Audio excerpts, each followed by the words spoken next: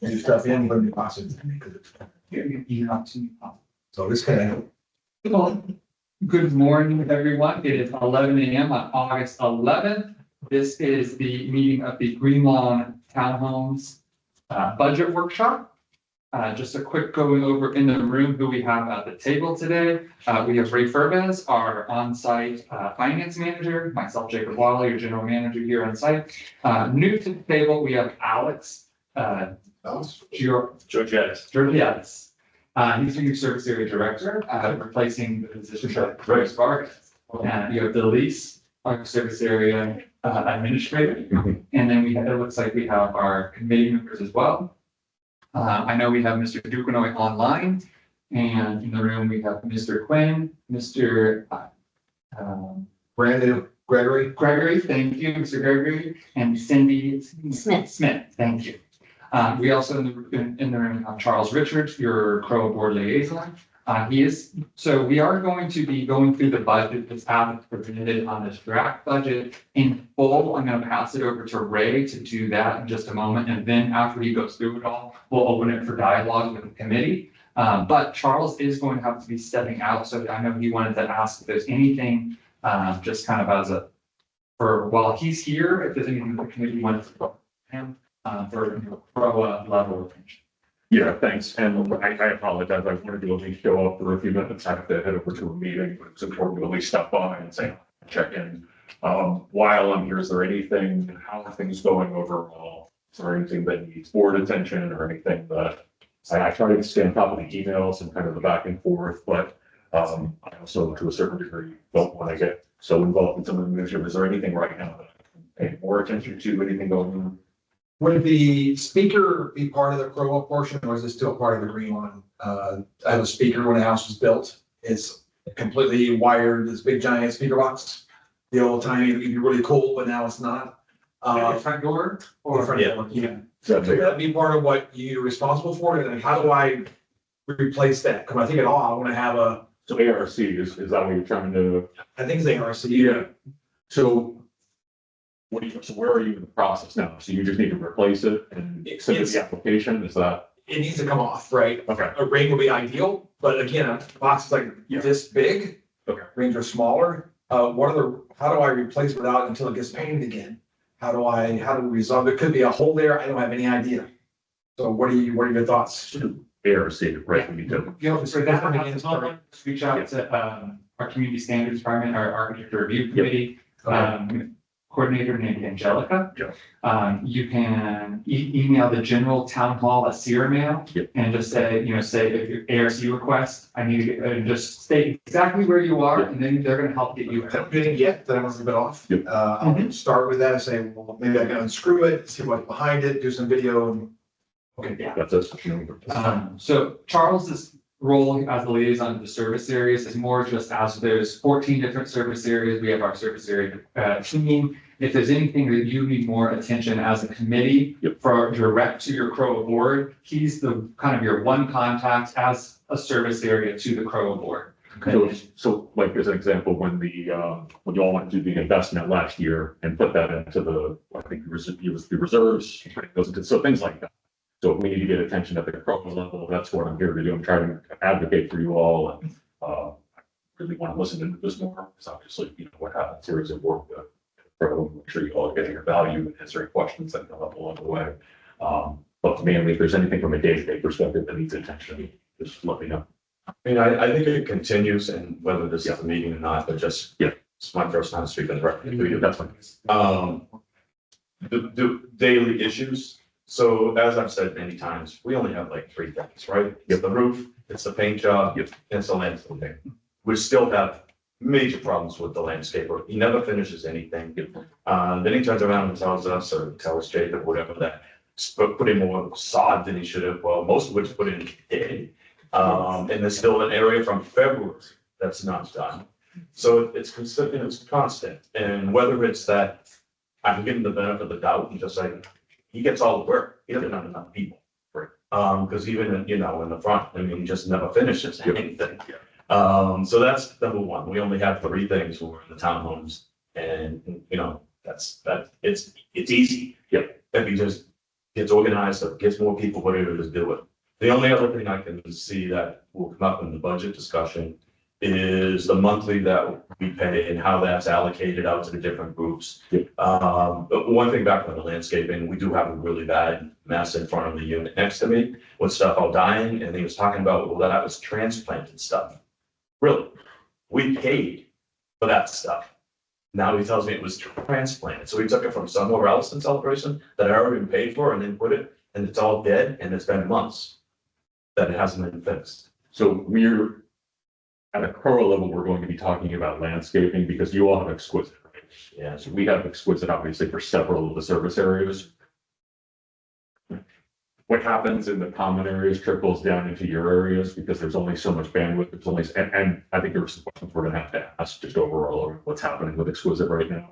I drove around, I walk, Cindy, I walk by you all the time. I actually see your landscaping and everything, so I'm with you. I follow that very closely. And I think these are the questions, you know, hopefully you're listening and paying attention. 100%. Well, and on the, just to get off it, but Yeah. on the landscaping, we've asked to be part of the walk around every month. Okay, I've only had 2 opportunities. One was in February, when a whole bunch of stuff that's still not done Yeah. was brought up. And then the other one Cindy did, Yeah. it was around the 4th of July week and I wasn't available. Yeah. Other times, you know, it was just done without us. And I don't, and then the rating on it, she's gone. But it was always like a 4 out of 5. Are you kidding me? So anyways, that's it on the landscape. The other thing is just to learn more about the biggest, 25% increase in the administrative fee that we're paying. I overheard at one point in time, I thought that this charge can be affected by how much we ask for something. And I hope that's not true, because every time we end up asking for stuff, it's landscaping or something like that, that's because it didn't get done.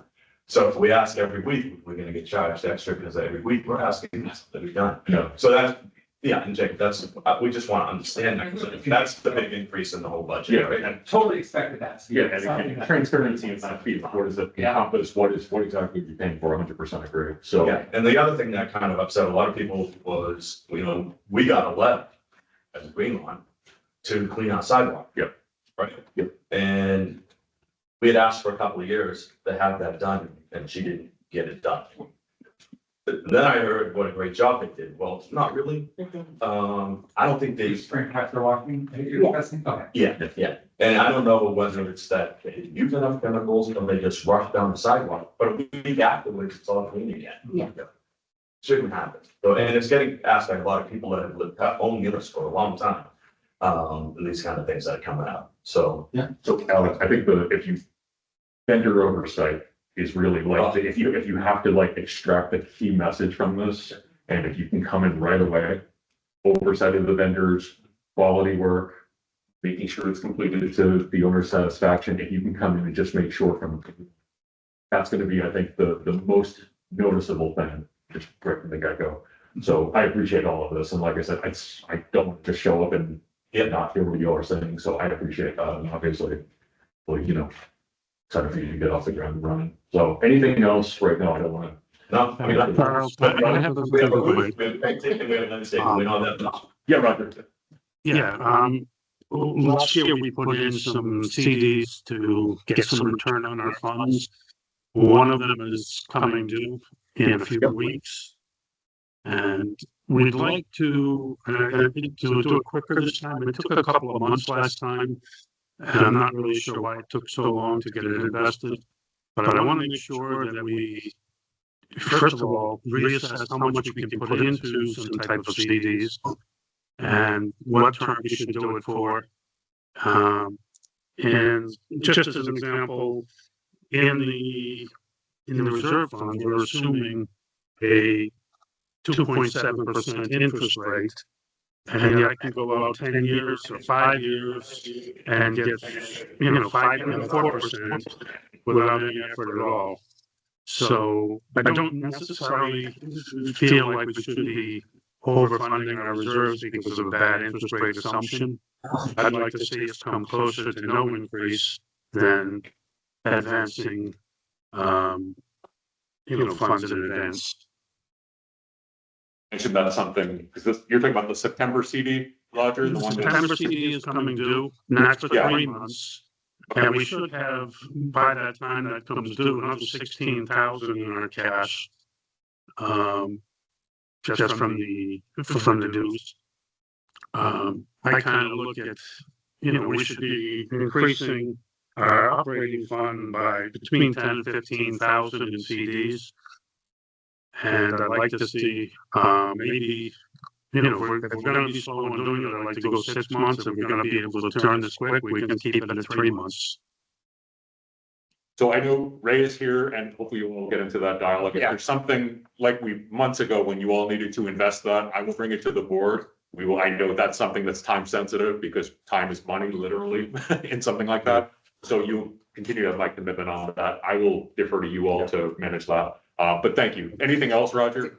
Anything else? Well, it was just reiterating, I'm very interested in how we rationalize a 25.7% increase in CROA fees when we haven't actually been happy, which is why we had this committee formed, because we weren't happy. So now to pay 25% more just seems a bit outlandish. Okay. Well, I don't mean to continually exit at that topic, but I'm gonna keep you posted this way. You want to hear the outcome of that. So thank you all for everything, your service to the committee. If there's anything, please reach out. But thank you and happy on board. Yeah, thank you. All right. Thank you. Thanks, Josh. Yep.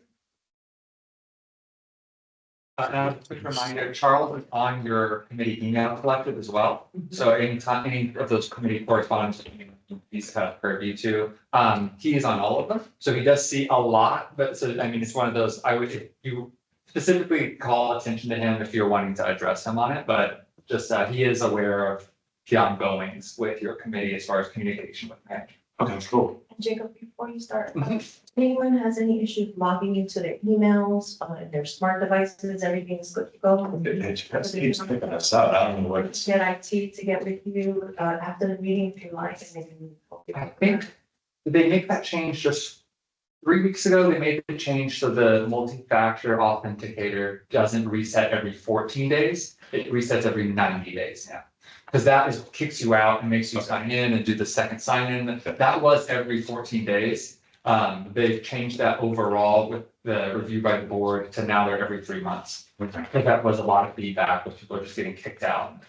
Yeah, I asked them, Yeah. I was gonna bring it up, but it was because, a couple of months back, when they made a big security change, I think took place, and we were never told that, see, they got the passwords, like, we all have a million passwords. I know I got the right password, so I did get set up with the gentleman over at the other building. Okay. And when they met with him, we got it straightened out, and then all of a sudden, we get kicked out. Yeah. Okay. So that's All right, our good. IT department is here in silent celebration. So if you have issues and you'd rather meet, they can absolutely meet with any of you. To address that. And I wouldn't actually met because it was the first time that something like that happened, and I didn't know if it was me or whatever, so anyways, thank you.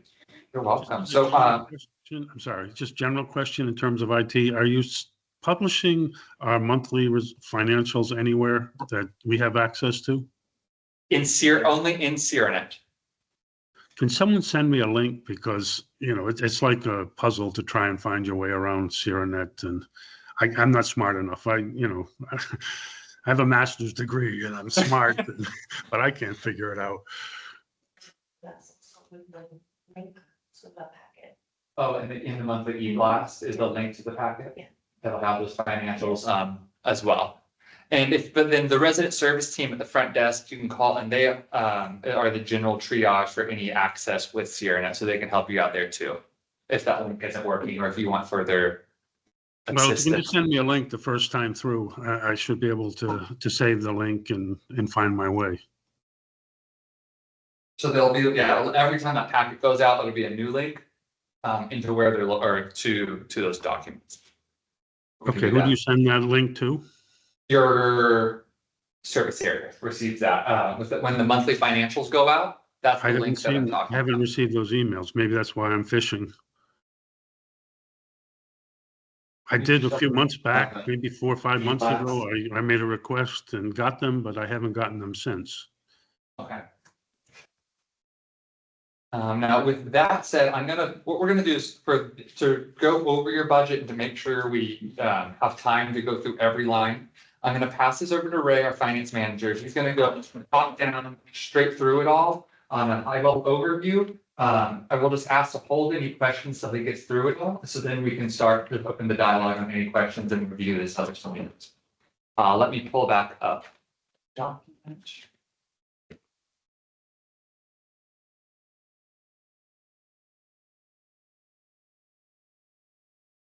Ray, are you on site? Yeah. Because the lady we dealt with before was, Yeah, no, but. is she still with us? She's my boss, yeah. So she got promoted within Grand Manners to VP of Finance, and then Ray, when we brought in, they restructured the role to make an on-site to have a little more time, and that's where we're able to start seeing those additions to investments. Okay, well, we dealt with her for our first investments. Oh, okay, yeah. Yeah, let's start there. Yeah, it's gonna be my responsibility, whenever we have a seed or an investment that's soon to mature, I'm gonna be sending out an email to the committee, letting you guys know, hey, at this time, as it is gonna mature, these are the current rates that the market is offering, these are the new terms, and you guys decide, we'll offer a proposal, and you guys let me know which route do we wanna go. Should we start? Yep. Okay. So I don't know if you guys had the chance to review the draft that we sent out last week. So as you may already know, let's start with the bottom line. We're proposing an increase year over year of $23.80. Understanding that for 2025, you guys are paying an assessment, a monthly assessment fee of $407.47. We're proposing for next year for it to be $431.27, which represents a 5.8% increase year over year. Now, if we go line by line, of course, you're gonna have your assessment on the proposal for what you're gonna be paying as a community for the whole year, which is gonna be $103,000 for 2026. If we go to the expense side, we have the first line is gonna be landscape under contract. Currently, we have a contract on an agreement with the vendors with the lawn care that we're under contract until 2026. After 2026, we're gonna have to review if we're gonna go with a new vendor, enter into a new agreement. So this is no longer gonna be your fixed cost after 2026. Now we have the second line, which are gonna be landscape services that are not included within the contract that we have with the current vendor. That line, we have it remaining flat compared to the 2025. Then we added a new line for these years in regards to the trees. So we came to find out that the CCDD policy in terms of trimming trees changed. And now we're gonna have to absorb part of the cost for us to do additional trimming of these trees. So the trees don't impact the structure of the community or the buildings of everything. That's why we're adding an additional $50 per household. That's why we have this new line here. Now, moving on, we have the irrigation repair lines. We just left $500 there. That's based on what we have budgeted for 2025 and what are the current actuals up to June 30th. After that, we have water and electricity. These are variable costs that are really, really hard to predict what's going to be the final expenditure. So what we did is we took the actual for 2024. We took the budget for 2025 and where we're at, what was the current run rate for 2025, and that's how we come up with the $3,200 for water and then $650 for electricity. Now, general maintenance, this is a line that might have an opportunity here. We left it flat compared to 2025. We had $2,000 for this year.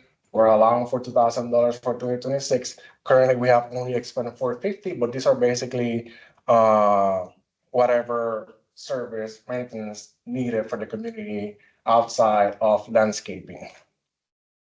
Then we have a placeholder for roof repairs as well, $2,000, a little bit less for what we have for 2025. Fortunately, for 2025, we haven't had roof repairs so far, so those might be savings for this year. Then for the spring pressure washing and fall pressure washing, what we did is we just assume a 5% increase for the cost that we're expecting for this year. The spring pressure washing already happened. We took that invoice, we added a 5% increase for next year.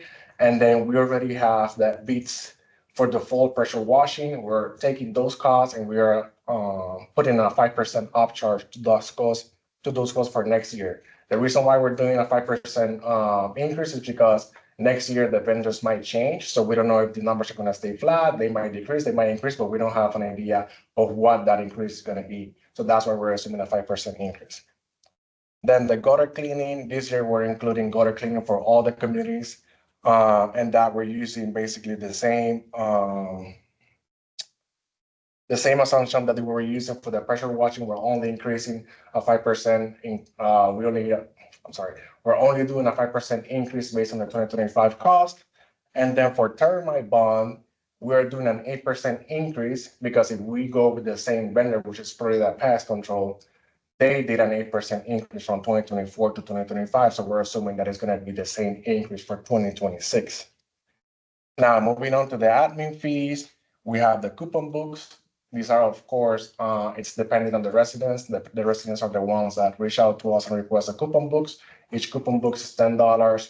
So we're just throwing in there $100 placeholder, assuming that at least 5 to 10 people are going to request these books. So far, only 2 people have requested books for 2025, which is the $20 that you see there up to June. Then we have the budget mailings. What we're including here is just $2 per door. This includes the stamps, which is approximately a little bit over 70 cents. We pay a monthly fee for the service of the Pitney Bowes service, which is our shipping and mailing machine that we use. So we're including a portion of that cost there and also the envelopes. That's why we have there $40 for 2026. Then we're also including 2 placeholders for any potential inquiries that we might have for next year. Consultant team that we have to hire. We have professional fees, $250, and then we have legal fees, $250.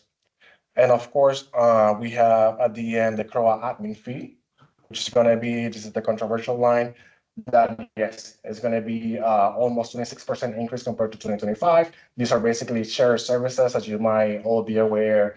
CJC and CROA pay for all the management company payroll costs.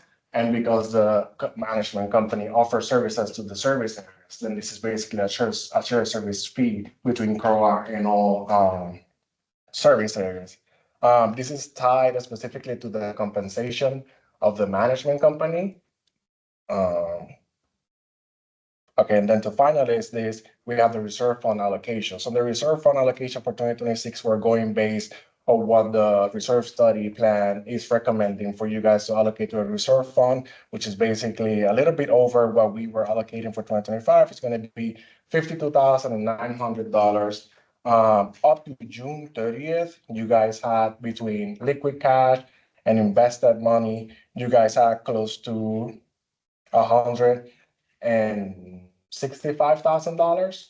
And that's not taking into consideration the additional $25,000 that we have remaining in allocations for this year, which will take you to a little bit over $195,000 to begin next year, which goes in line with what the reserve study plan is suggesting. Any questions? Thank you, Ray. If I definitely know there's going to be questions. Yeah. Can I just let's maybe start by just hearing some of the top questions from each of you. Yeah. So I can try to be addressed. Roger? Yeah. Shall I start? Yeah, Yeah. just give me some Okay. questions. I'm gonna take all the questions and then we'll start answering them. Okay. I am looking at the budget. My first question comes from the investment. There's virtually no investment income in the budget. And as my calculation would be, there should have been about $800 off the operating budget this year. And I'm sorry, $600 off the operating budget this year and $4,200 off the capital budget. Whether you take the capital budget into the reserve fund or into the profit and loss is sort of indifferent to me. But there certainly should be something besides $100 in the budget for investment income. Okay, that's my first question. My second question is, I don't understand how the termite bond goes up by $1,200 from the budget of 2025 to the proposed budget of 2026. It's 2024 to 2025 was reasonably the same, and so that's a $1,200 increase, which I kind of find unexplainable to me. In terms of, let's see, what else? In terms of the reserve fund allocations, we can get into that. But in the study, it's assuming 2.7% return. We're getting 4%, give or take, and over the full range up to 10 years, we should be in the range of 4%. So we're again going to be overfunding that reserve because of a reserve assumption in that sheet. So again, I have no problem with funding ourselves properly, but this is going back to assuming we were not managing our funds properly, and I don't think we should be paying extra because our funds weren't managed properly in the past. That's it. Thank you. Those are good. Miss Cindy? So one of the things I noted was the spring pressure washing and the fall pressure washing are two different line items. I believe, so in 2025 or 2024 even, what I remember is that it was just one amount. So now it's two amounts that we're having to budget for. Is that the truth? I mean, is that I'll go with what I'm that. saying? Yeah. Okay. We're just separating it, to be Yeah, honest, okay. so that we can see the live numbers better for everyone, if we're seeing that, oh, flats going up every. So we're just separating it out as it's always been two expenses per year. Okay. We're just now trying to identify them out as the two expenses. Because I don't believe that it was with the two expenses combined, that it wasn't as what's proposed in 2026. I believe it was like 3454 for both the spring and fall. Yes, Well, 2023 actual was 5262 for both, For both. Okay, so 40, it's the same or less. okay. Anything else? Yeah, good. Yeah, so, yeah, because last year when we weren't cleaned in the spring, We weren't And paying all everything- last year. well, fall, I guess we got just the sidewalks, the flats. So that was just that one month. So, Well, last year, It was- the actual 2024 actual was nothing because they didn't do they didn't do it, either. right, It was considered, included with the paint project, the same Part of it. pressure wash. But that was just the house, not the box. correct, none of the flats. The flats were. So it wasn't budgeted for 2024 then. For the flats, Nothing shows that. Yeah. Yeah, okay, and nothing was done other than, as you said, when they were painting the house, Yeah. they pressure cleaned the house. And that just came out of the reserve for the painting, though. That was just one. Correct. they combined, didn't they combine both? The painting, that's what I got from Rose, was that the power washing budget and the painting budget were combined. It was, yeah, but the power cleaning was just the building, so they could. Right. Yeah, and that was combined and all came out of reserve. it just came out of your paint project line. No one did a project, they have to pressure wash the building, they just use those funds. Any other, I'm just gonna get again all these questions written out. Sure. So I just, real quick, with Red, advanced notice, well, based on our experience setting up these CDs, that one expires in a couple of weeks. Yeah. And can you get that through the board, or what do you have to do can you make it by September 6th? Yeah. I just need like a confirmation from you guys of what you guys want to know. Like, as soon as I get you the new numbers, you just tell me, hey, yeah, let's go this route and we're gonna need more approval. I'll just submit a request to corporate and we'll set it up for us. Okay, is that something that maybe we should be involved with like 30 days in advance, ticker, or? We don't have a policy set for us to send reminders for 30 days, but that's something that we can definitely adopt and moving Okay. forward and make sure that 3 days in advance and send you communications so that you're aware. Okay, all right. No, it's just because it did take a long time, but I also understand it was the first time we were doing it and we just missed the board meeting or something. Initiating them is a much bigger process. Once they're in place, they renew, or, and that's when Ray looks at it and is much quicker and doesn't take the approvals to renew them. It just takes the committee guidance. Let's say he's gonna send an email saying, hey, I can get these rates with this direction. Does this look good? Okay. And then it just becomes. Okay, We have until that Monday of that same week that the CD matures for us to let the bank know, like, kind of like a buffer of 2 or 3 days to let the bank know what we want to do with the CD so they can take action. If we don't communicate anything to the bank, they'll auto renew the CD with the same term and everything.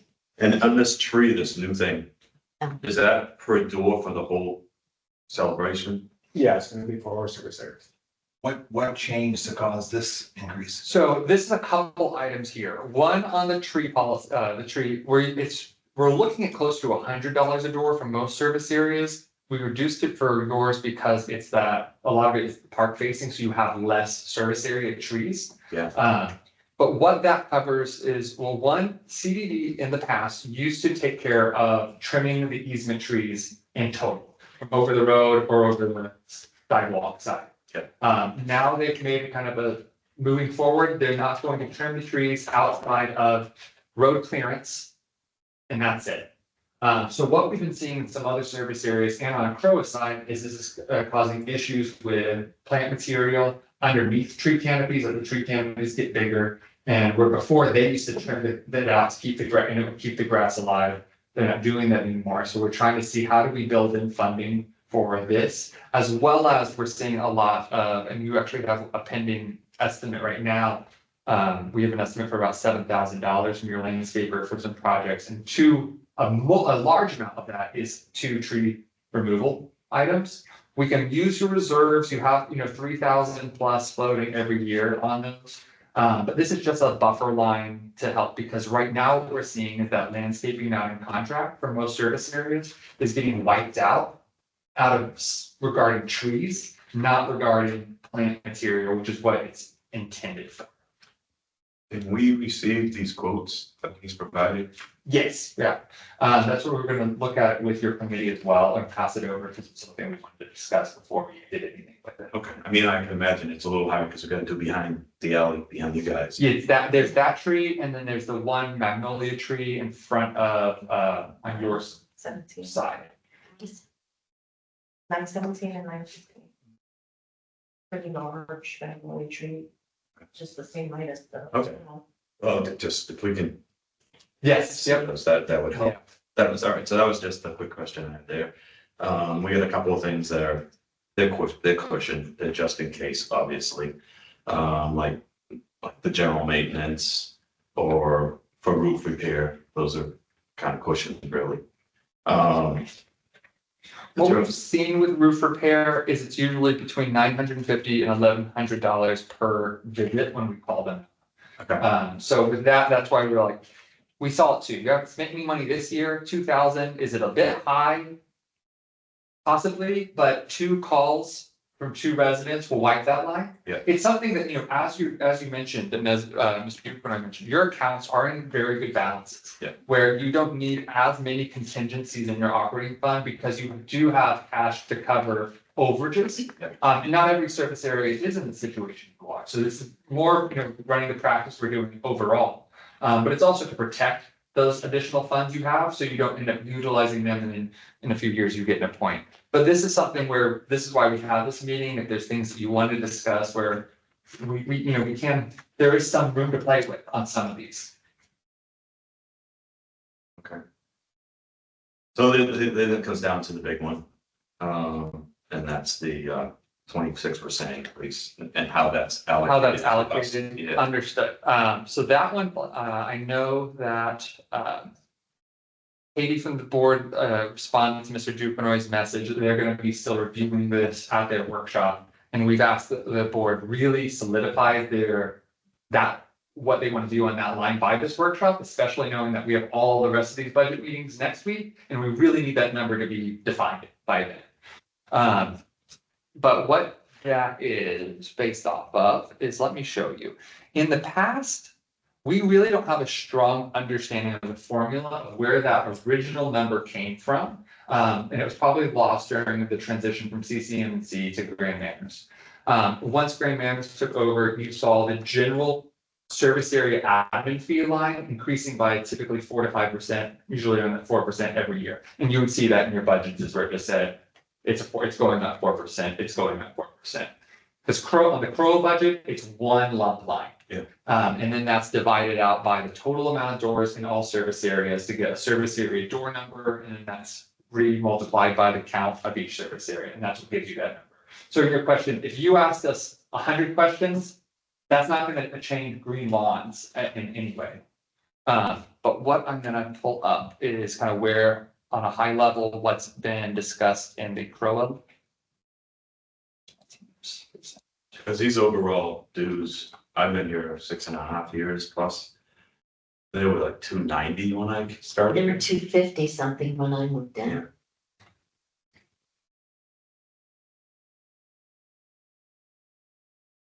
So let's see here.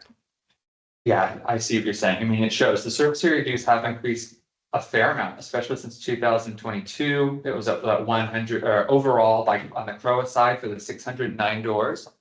Sorry about that. So for the 609 doors within the service areas, and taking all of the units for all of them combined, there's 609. The service area fee was about 182,000 in 2022. It went up by 8.5%, it looks like, and then it's been moving up by 4%. With a, so then they, okay. Now, what was done for next year is when CROA was in a lot of their conversations with Canoa as far as the CJC, the Celebration Joint Committee, how are they dealing with this cost sharing agreement? We did a work study analysis to understand how much of the CJC staff, which is your town hall staff that supports both Canoa and CROA, spends time. And the main focus of that was how much time is being spent on Canoa related work to justify that cost agreement. By doing that same study, it allowed us to understand what amount of time overall is the town hall staff spending on service areas. And so with that service area allotment, it brought them down to these types of percentages over to the side here. It shows the executive director spending about 5%, the general manager about 20%. Your service area team, of course, spending 100% of their time dedicated to service areas. And then just it goes down there. Most of them are in 2.7% or 2.5% and onward. This was, you have your resident service staff as well, the front desk that does anything, and that was regarding what work are they doing? People coming specifically for issues with their service area, not issues regarding Crow. And that's how those numbers came into play. Taking that into consideration by collecting all of those salaries and taking it by the percent came into this number 305,000. Then there's what Crow for, this is again for Crow level. I'm just kind of going over this so you can understand it. And we're going to be going over this with the board too, so it's on a higher level. But while we're here, I'm going to go through with you. There's the contractual benefits that the association has to pay, the burden rate association has to pay, and then the expected increase to that the association would pay for the staffing. That would bring that number higher. They listed out the expenses that they were doing on like to Canoa that aren't applicable, and it would bring that amount to the 436,000. They're not entertaining that 436,000. That would just be if they wanted to justify out and nickel and dime everything they could. That was a number that came up. Knowing that in 2025, it was 214. It was brought to the finance committee, which does the first reviews of the Crow budget before the board gets involved, on saying, hey, it's this. It has gone up by 4%. On average, now that we've done the structure, here's this number. And we just presented it as a number saying, do you want to look at this? And so based off of the salary alone, not the benefits or any of the other items, is where that number of 305,000 came. Their recommendation was to take that, or was to pass the difference between the 209, or actually the 214 to the 305 in a 2-year split, doing 50,000 in the first year and the remainder in a second year. So what that does mean, and is it would look like a large jump this year and a large jump next year, and then a steady out. That jump discussion, how the board didn't really go into much conversation. They're aware of it, but they haven't really dived in, where we expect a lot of conversation on this in their workshop on Wednesday. So, we don't get a lot of information unless you go to all the meetings, and a lot of them during the day, whatever. So when you read on Facebook and they talk about, so that Canoa, is that the businesses? Yes, Not Canoa is the pay as much as.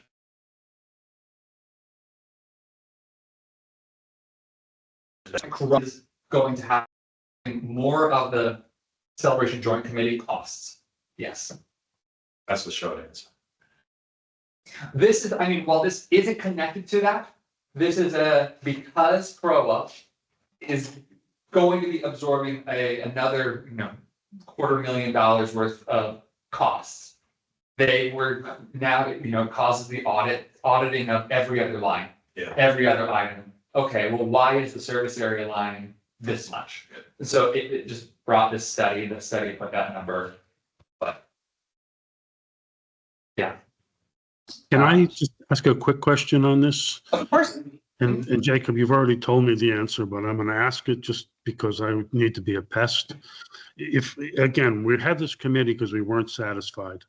And now you're telling us over the course of 2 years, we're going to have close to a 50% increase in our fees.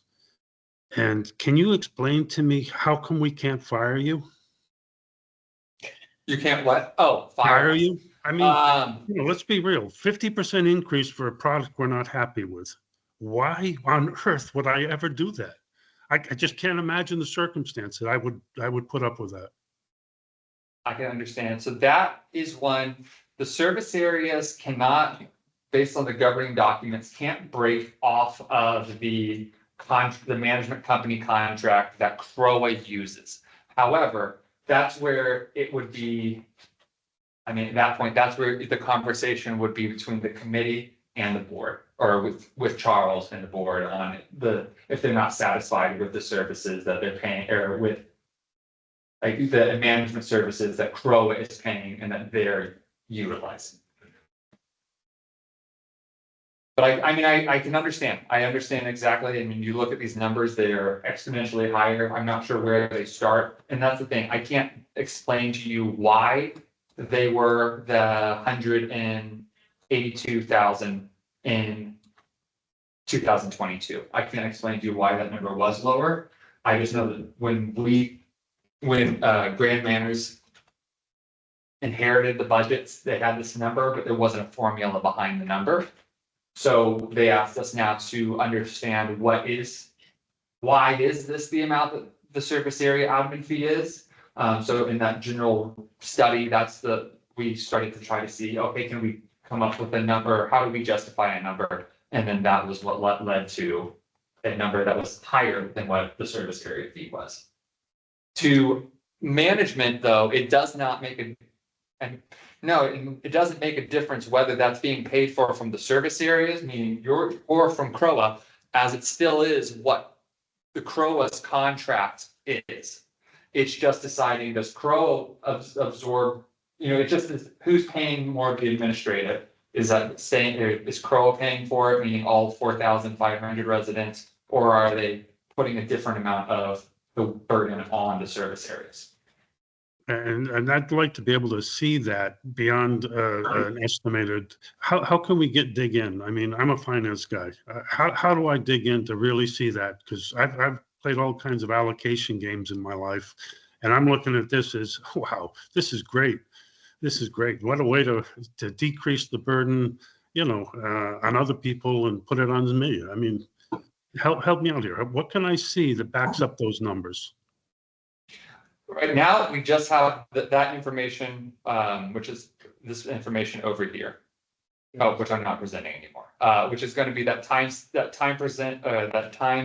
of the management staff.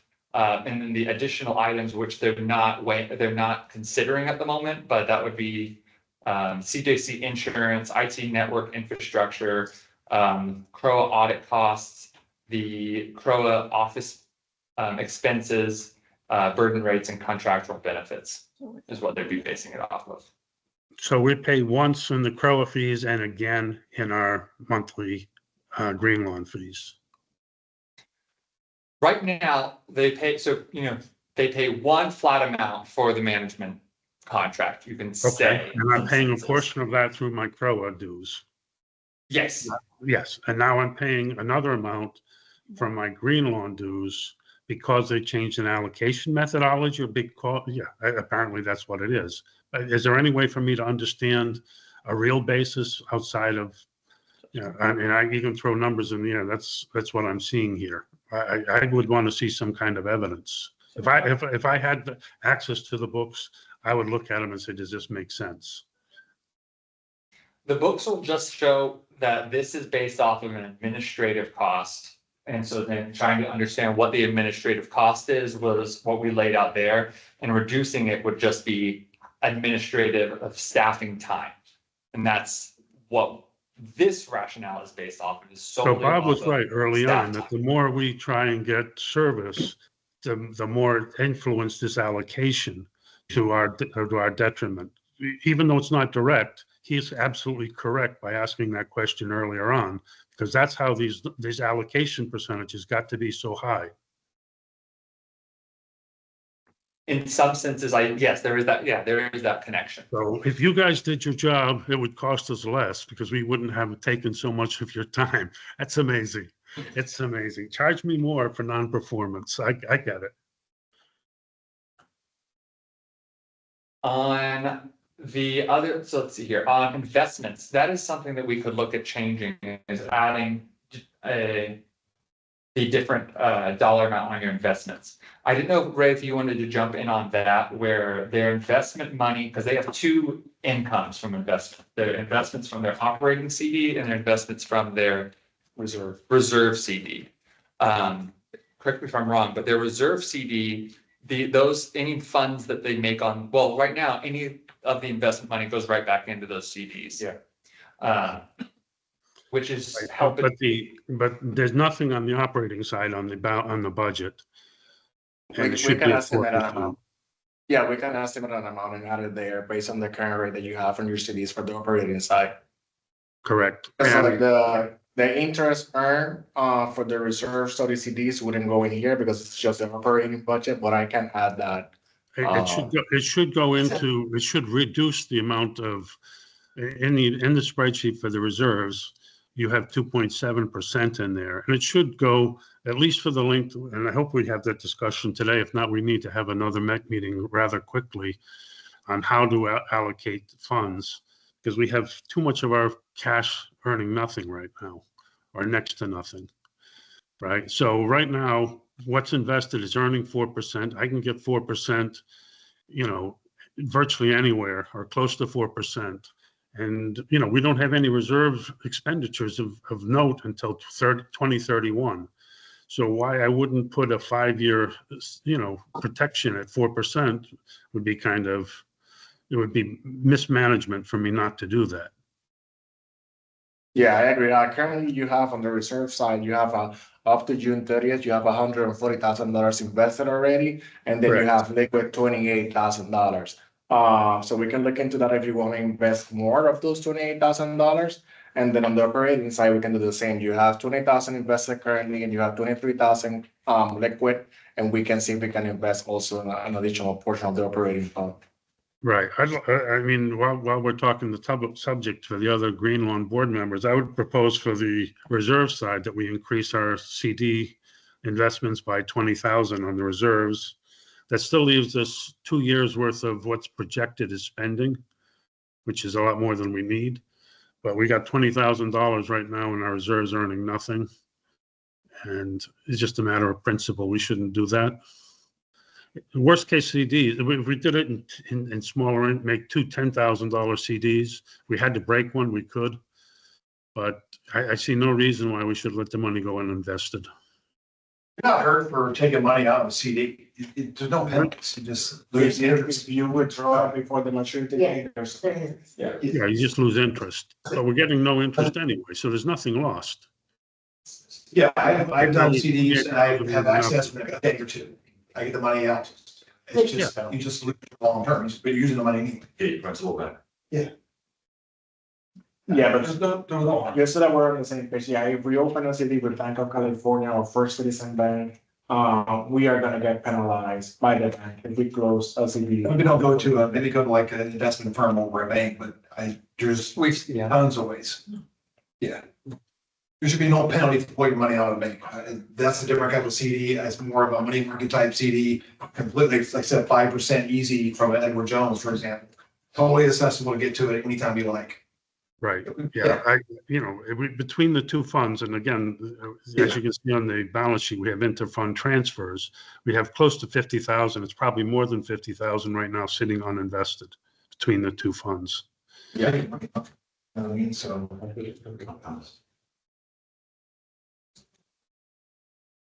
Oh, that makes sense. If you need to switch bank accounts. Yeah, so currently we have certain partner banks, which is gonna be Bank of California, we have First Citizen Bank, and then we have Regions. Truist is not a partner bank, we have some investment with Truist, only on the Crow side. If I understand it is correct, if we wanna open an account with different banks, the ones that we're currently using, we need to go and raise this up to the board, where the board can approve for us to go and do business with another financial institutions, just like that. Which would take longer, right? So that was part of my question to you. If we're with a certain financial institution for the CDs and we find a better rate someplace else, that approval process by CROA would take longer? Yes. Yeah. So it's. Also, just a small thing to remember when if you want to do work on the side, which I happily, recommend doing, remember these are company accounts, not personal accounts, and we do see different returns on Right. those. Right. That's something we talk in our finance committee often. They'll come in and say, I see all of these, and we're like, we can't book those, but yeah. And also that not all financial institutions are gonna do business with HOAs, like some do, some don't, so that can complicate things. Of course. Yeah, so just again, to summarize, It's not that we're the experts, but. Yeah, we got two bankers here. Oh, okay. Oh, that's right. So you understand the difference between accounts for sure. Do you want to look at adding more, to reducing your liquid reserve fund from the 28,000 to 8,000. to 8,000? that's what I'd like to see, just because it's really more than 28,000 now, especially on the reserve fund side, because they're not spending out of it. So everything that goes in there every month is an addition. So it's probably 11 or 12 now. It's your reserve contribution. Yeah, you're adding a monthly. Yeah. So you have about roughly $4,000 a month you're throwing, Right. or you're adding to that account. Yeah. So I'd like to put some of it out, for whatever. Since we don't have an expenditure for 6 years, Yeah. some portion of it I would like to put out for 5 years and still gives us some cushion. I know that the new ones are going to come due relatively soon, but maybe just this one we put out for 5 years for now. We will have possibly a $7,000 landscape planting bill here that's not budgeted, Roger, so that's gonna come out of cash. Well, it'll come out of cash, but even this leaves us 8,000 in cash, and it's growing by 4,000 a month. Yeah, and just so that we're all aware, the current offering that we get from First Citizen, Bank of California, and Truist, they're not offering a CD up to 5 years. The maximum that they're doing with us is just a year. And then it'll be up to us to renew them on a yearly basis or whatever term we want to use. Okay. All right. Well, I'm not necessarily saying we should go out and find new places. I don't think I could afford it. That would run up my CROA allocation.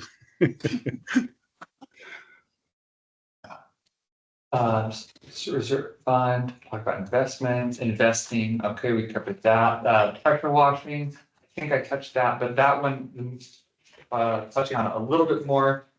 We've just, as one thing we're doing in 2026 moving forward is pulling the spring and fall pressure washing to 2 GL lines instead of just the 1.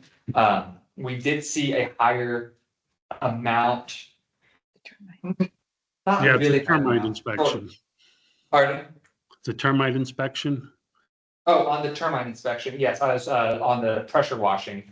The numbers came in for the fall pressure washing. And what you see listed out here is by the cheapest quote. Overall, the bids on a high level, is that right with those numbers, Billy? Something like 68,000 was the cheapest. Yes. We had another one from Portugal Partners, which is the one that we had a good, they did it last year. No, they didn't do it last year. That's what we They just saw. did the spring and the other service areas, not green. So we had good work with them, but they were about 18,000 higher, 79,000. Then we had one at 150,000 and then 2 over 300,000 come in. All of the service areas. That's where all of the service. Jobs do that. Yeah, so the Central Painting, who just did a large painting and refurb project with Roseville Corner for us, they were the one that provided the lowest bid. That was still that bid. We had a few service areas, 1, 2, 3, 4, 5, that it's still going to be slightly over budget for. So our yours is not one of those. Yeah. Correct, yeah. It is one of those. Yeah. Oh, but that's because of how the spring came into play with yours. That was just something that we weren't expecting to see. The cheapest bid back was just cusping the top of what we had budgeted in all, or even a little more than all of them. So that's why we're seeing, we went with those live numbers this year and are putting that 5% buffer for next year, because we don't expect that we'll get a rate better than what we got than for this fall this year. Hopefully we can keep it not 5% higher, but termite bonds, the lease, I know this one is where it's every 2 years we see the up down on it. Sure. Okay, Yeah, we talked about this at our meeting and how it jumped and you went to somebody else and it just, this is what it is. but next year it should see a reduction? No, No, Not a reduction, No. it should be, it's just going to be the, we're assuming the same 8%, the same increase that we got from 2024 to 2025. Yeah. And then, I don't know, I wouldn't be able to tell you guys the estimate for 2025, but then we were able to renew, the new thermal bond, maybe 2 or 3 months ago. So we didn't have the actual number for 2025 until a couple of months ago. So we're going based on that number. If you see the 2025 projection, it's gonna end up a little bit higher from the budget. And this is the number based on the 2,700 number that we have here for 2025. We're adding an additional 8% on top of that number for 2026, because that's the same 8% that Florida Pass added for 2024 to 2025. So does anybody know why 2024 was relatively low? And because that's a good target to aim for. Is there something that drives us to accepting the 2025 numbers? The 2025 numbers are already locked because we did the renewal with the same vendor. We So don't why have did to we do go the up same by draft. such a big amount? Did we not negotiate or search other vendors? we did search other vendors, there were more, substantially more. So one of the things I brought up with Rose last year was that there should be a group of maybe the 14 service areas that would get the contract to one vendor, which would give us the economy of scale for cheaper for all of us. Are we doing a separate contract for each 14 of those service areas? I believe only one is using a different company. Island Village has Massey, Massey. and then Spring Lake Gardens and Spring Lake Townhomes has Home Pass. Home Pass improvements. Those contracts were pre-existing with the previous management that never changed and rolls over. But then all the others are All the with other Florida ones Pest have- Control. That's what you get. Correct. The Okay, bulk discount on there, like we do with the pressure washings and the Okay. gutter cleaning. Those are the few that we do, try to do bulk contracts on for better Okay. deals. So I still don't understand why it went up so much from 2024 to 2025. Are the termites more aggressive?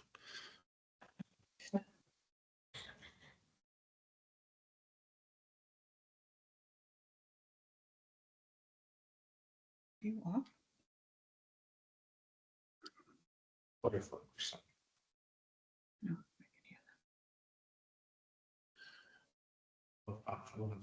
We'll make a note to get back to the, to the committee on.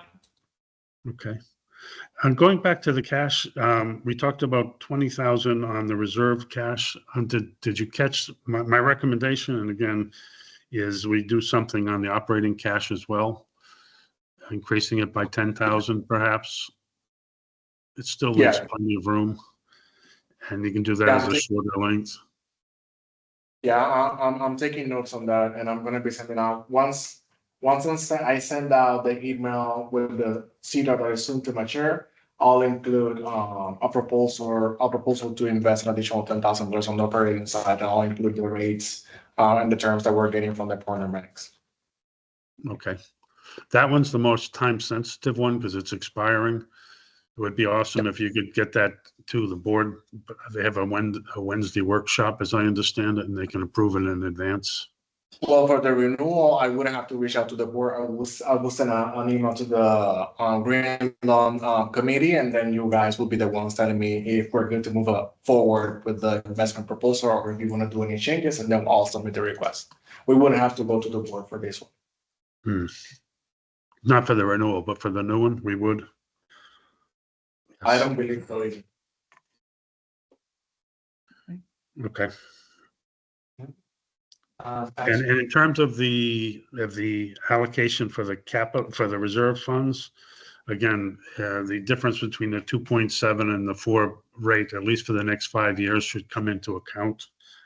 If we can do a 5-year investment, that turns out to be quite a chunk of money.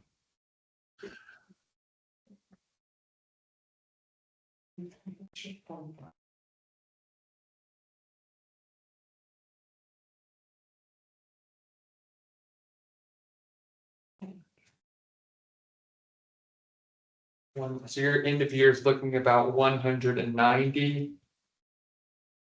Yeah, just 190,000. Your projected or your anticipated end of year based on your reserves is at 191,000. So yeah, you're right where we should be. And then as you said, next year it has you at a contribution of 52,000 and still earning interest at about 5,000 for the year on that at a 2.7%. But that is expecting that you have that full amount in there, which you're getting closer. Yours is going to be much closer. We keep some are not in that state because they have to keep a fair amount more liquid due to large projects coming. Is there any items on the line that you would like to provide a contradictory committee recommendation to the board on here? Outside of, we know the admin fee, which I'll pass their messaging, and I'm sure it's, we're gonna have a lot of shared concerns from other service areas on that one. But as far as where other GLs look,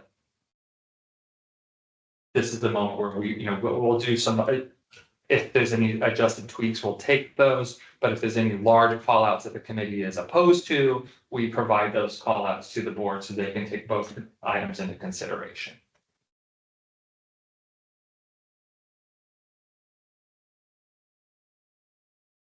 No, we just have those couple of issues that they could be extra, but it's the the general maintenance. And that's the one I was like, yeah. Then if we don't use it, it's in our cash starting for next year. It starts every year, a new budget. Yeah.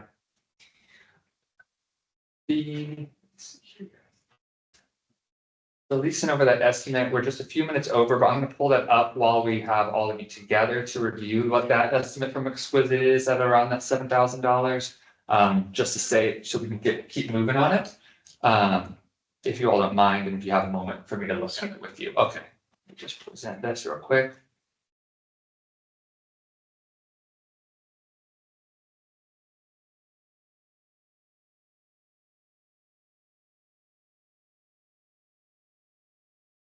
So this was presented just at the end of last month, to us. And this is to do some downspout.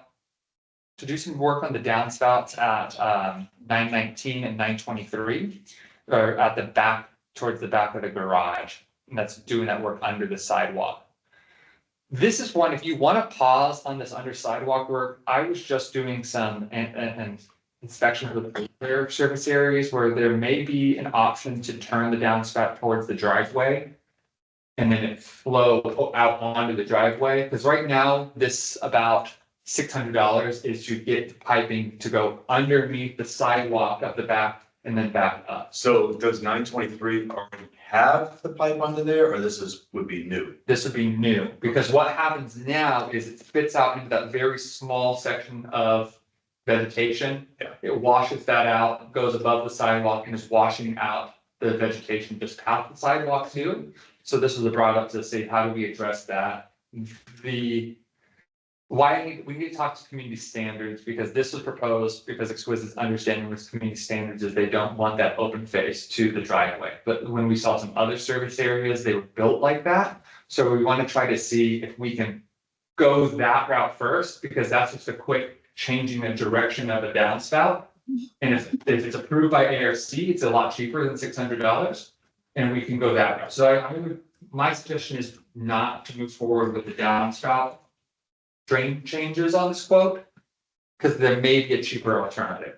Yeah, I walk right past that, right? Because 923, the sidewalk, I'm 925, so I see that. Yeah, mine goes under. It goes under.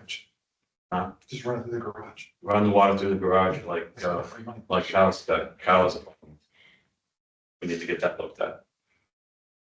I like the video of it, that'll help. I think that's the best time to do it when it rains. Okay. It's like, Yeah, I mean, Yeah. Elise and I were out there 2 weeks ago, and we looked at this with Brian, and I'm like, I mean, you can visibly see the washout from it. It makes sense why this is a concern. But I was just, there may be a cheaper alternative. If ARC approves it, is the question on that. There's about $500 of the plants that this committee has discussed in the alleyway there. Have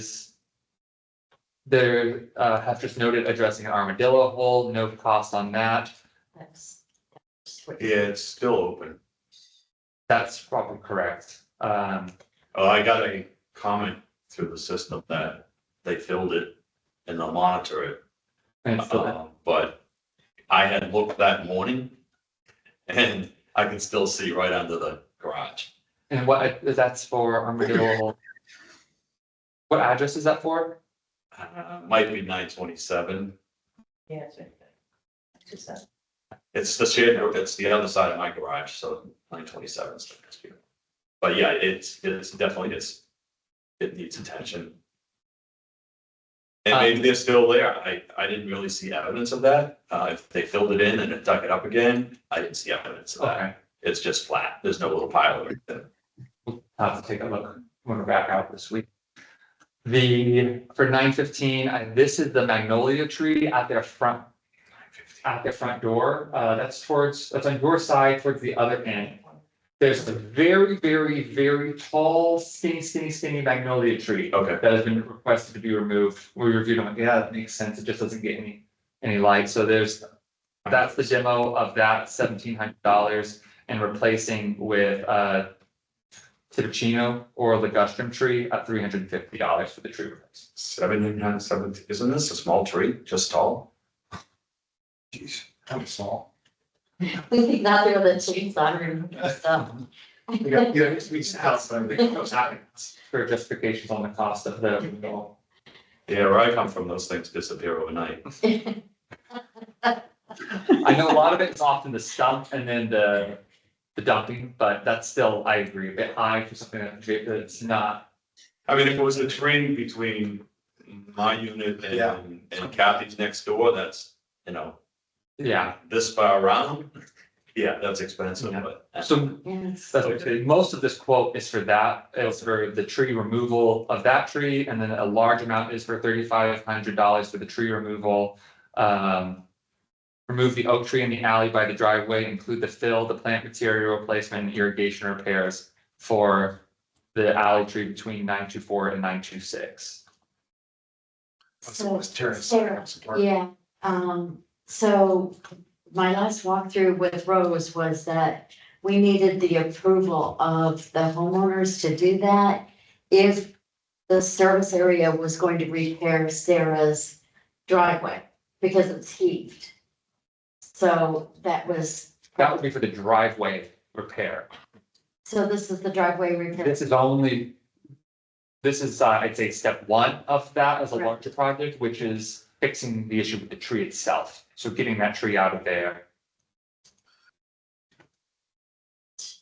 So I guess there needs to be conversation between you and Sarah as well.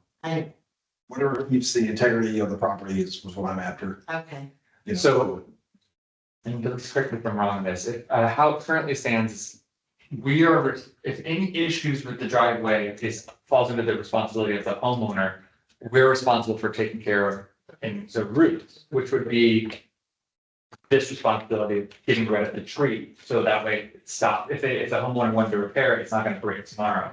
The association can look at, or your service area can look at addressing that driveway. It's not under the charter responsibility for the association, they can do it.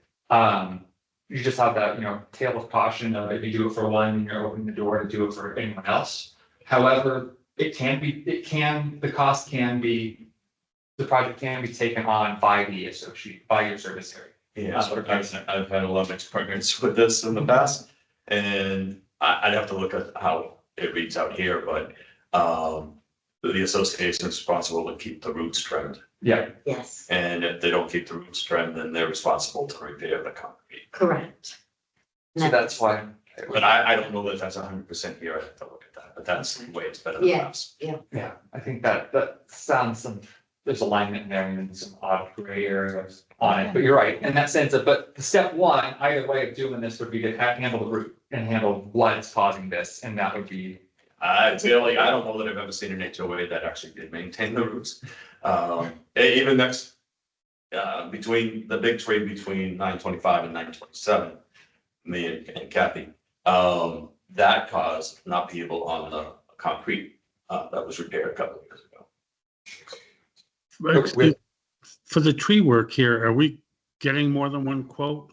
It's over $5,000. I don't know what the limit was, but we've got a lot of things mixed up in this quote, and to me, the tree work seems rather expensive, but Just like some, like there's electrical there, a little box. All I can do. So, part of that. Okay. I'll take a look at it. Do you want us to look at kind of breaking down this 3,500 a bit more? Because right now it's an all-inclusive price for the removal of it and replacing it with plant material and any irrigation repairs in that. Do you want that listed out? And I'm just trying to understand, do you want any of this items to move forward? Or do you want to pause at the moment while we look and have us look into items more? well, I'm just I trying to think figure out process-wise if we're doing multiple quotes for a job this large. For this, you can for the tree item, it's coming in over that 5,000. We don't do multiple quotes, or you don't have to do multiple quotes, anything under 10,000. And then when it's landscaping related, since you have contract locked rates, you don't have to do those. But it doesn't mean that you don't necessarily, you can't. So we can look into that as well, if that's something that the committee wants to do. Absolutely. Or we can even break it apart and move forward with doing the install of the Mondo grass in your alley, and we can do an approval of this. You can do that approval. Was there any other plant install? Yeah, there's the ferns needed as well. And that you can absorb in your landscaping, not in contract, if you have a remaining balance of this year. So if you wanted to approve just the small landscaping today, we can look at doing those and then come back and circle back on the irrigate, the downspout and 2 trees. I don't know what everybody else wants to do, but I would actually like to have a copy of this and then go walk the property and see Yeah. what this stuff is. Cause this is stuff that was discussed in April, March. Yeah, probably that far back. You weren't here for that one. That's when we walked, because Yeah. when we walked behind the alley for Carl and Cindy, it was like, oh my God. Please send it to the committee. Sure. And you wanted that's like an indoor plant back there between us. Did you want that or I don't care? Indoor plant between you and, oh, no. But have you just, you need to talk to Sarah, but I guess because Sarah planted that, maybe I've between been your, chopping that on my doorway. yeah, I know. It's invasive. It really is Yeah, invasive. I agree. Yeah. If it's something that's not supposed to be there, you know, if it's brought up and it may be, maybe the, Alex addresses it, rather than have a neighbor say something, I don't. Okay. She's super But nice. she's really She is. easy, She Um, is, that's your call, yeah.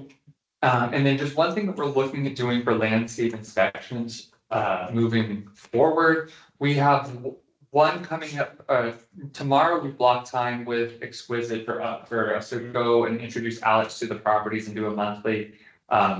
But we're gonna start and just do a lot of the Exquisite sites in one day. I think do we start with Greenlawn? I mean, I don't think we did. We could, I mean, it says 9:30 now, but I may move that up to 9. One thing that we're looking at doing with all of these is moving forward to try to make it work with, one, the timeliness of the inspections and making sure it's using the time with the vendor and management most effectively, but also being able to work with trying to make it work in a schedule with the service areas.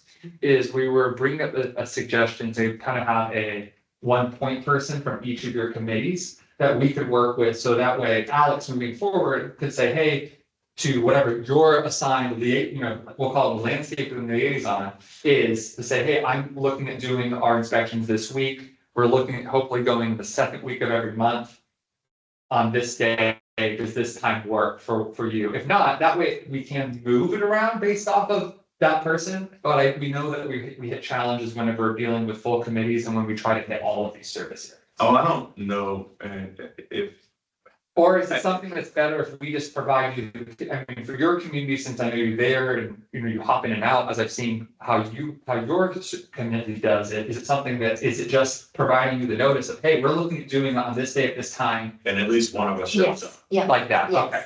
Yeah. What we're just trying not to do, and your committee's not that bad with this, but what we're trying to avoid is having full committees there, because it just can derail off the You gotta stay. inspection. Yeah. But that's just why we're looking at going this route. Like I said, your committee is not one that has caused a lot of large derails in these inspections, but just the background of what we're trying to provide is uniformity for all service areas. I just, think we do that, take it where, whatever the date is, because everybody travels, whatever. But somebody could be there, and if nobody makes it, that's our fault. And you experience us all. So, No, I think that's fine too. That's kind of the issue I have why I wanted to shoot it with you all. Like if there is a liaison, then it can kind of silence some other, you never want it that way. You want the liaison to represent the committee, but it can get skewed sometimes. So this is a great approach. Well, and I'm hoping, I think that's the plan, that Alex is gonna be a little more responsive on these things and, know from the last meeting that then takes notes, this is what we talked about fixing, and then we go the next time and Brian hasn't done it yet, or he does it that morning. yeah.